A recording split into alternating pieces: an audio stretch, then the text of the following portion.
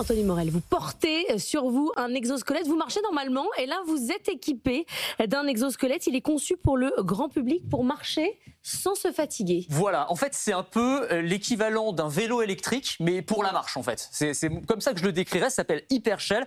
Je vais le décrire pour ceux qui nous écoutent. Donc exosquelette pour les jambes, c'est-à-dire que au niveau de mes cuisses, j'ai une armature en fibre de carbone qui remonte jusqu'au bassin. Au bassin, j'ai deux petits cercles qui sont en fait des moteurs qui vont permettre d'alimenter cet exosquelette et de marcher sans me fatiguer. En fait, en termes de sensation, là j'ai l'impression que, vous sentez quoi que mes jambes se portent toutes seules. C'est comme si j'avais un marionnettiste au-dessus de moi qui soulevait une jambe après l'autre. C'est très étonnant, j'ai l'impression de sortir un peu de mon corps. Et en fait, le truc, c'est que mes articulations, mes muscles, mes tendons vont être beaucoup moins sollicités. Mes quadris, mes ischios, là, je peux marcher pendant des heures et des heures comme ça sans aucun problème. Alors, à qui c'est destiné, à quoi c'est destiné? En fait, dans un premier temps, ça va être par exemple pour les randonneurs. Alors, vous allez me dire, bon, quand on est randonneur, on n'a pas envie de tricher avec un exosquelette. Oui, mais ça peut être des randonneurs un petit peu âgés, qui ont des articulations fatiguées. Ça peut être aussi quelqu'un qui est pas très aguerri et qui va se retrouver dans un groupe de marcheurs confirmés. Ça peut être aussi des gens qui reviennent de blessures, qui ont eu, je sais pas, une entorse, une jambe cassée, une déchirure. Parce qu'en plus, on peut paramétrer, on peut choisir d'avoir une assistance côté gauche et pas côté droit, par exemple. Donc ça, c'est quand même assez intéressant. On peut aussi s'en servir éventuellement pour aller au boulot ou pour chercher le pain. Bon, après, il faut assumer le look. Parce que il faut s'équiper, tout ça, quand même. On ne peut pas le mettre sous le jean, quoi. Voilà, c'est ça. C'est quand même un petit peu encombrant encore, mais encore que.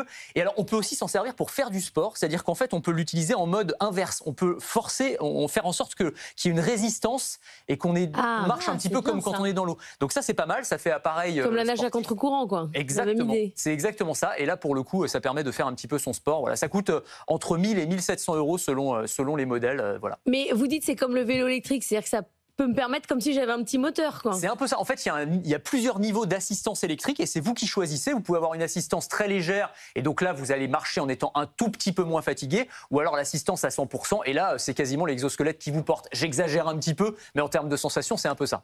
Vous dites entre 1000 et 1700 euros, donc ok, c'est évidemment pas donné, mais c'est-à-dire que c'est quand même accessible au grand public. Désormais, l'exosquelette est sorti des industries, il arrive dans la grande consommation. C'est ça qui est intéressant, c'est-à-dire que les exosquelettes, on en a beaucoup parlé dans le monde médical, on en a beaucoup parlé effectivement dans l'industrie pour lutter contre la pénibilité au travail, mais là, on a tout un secteur d'activité, j'allais dire, et un segment de marché outdoor pour l'exosquelette qui va permettre en fait, à des marcheurs, à des coureurs, pourquoi pas. Alors, j'en ai pas parlé pour la course, on peut aussi courir avec. Bon, moi, j'ai essayé, ça m'a pas convaincu plus que ça. Je trouve que la foulée, on perd un petit peu en fluidité. Mais il y a des gens qui s'en servent aussi pour la course à pied, donc pourquoi pas. On a aussi eu pas mal d'expérimentations autour du ski.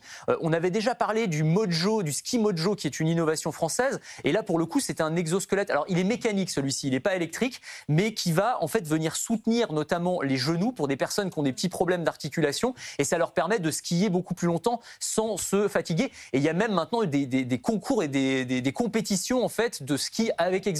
Donc en fait, on a cette notion de sport augmenté qui est en train d'arriver. Alors certains diront, oui, c'est de la triche. C'est vrai que c'est de la triche. Sur une course, vous ne pouvez pas vous aligner avec un exosquelette, on est d'accord, ce serait complètement triché. Mais ça peut permettre, je pense, à pas mal de personnes qui n'avaient pas accès au sport ou qui avaient des difficultés à faire du sport, à peut-être s'y mettre ou s'y remettre. Mais du coup, il y a une batterie, il faut le brancher. Alors, il faut le brancher, ouais, bien sûr. Là, il y a vraiment les moteurs électriques, donc vous avez une batterie, ça se branche en USB-C comme un téléphone.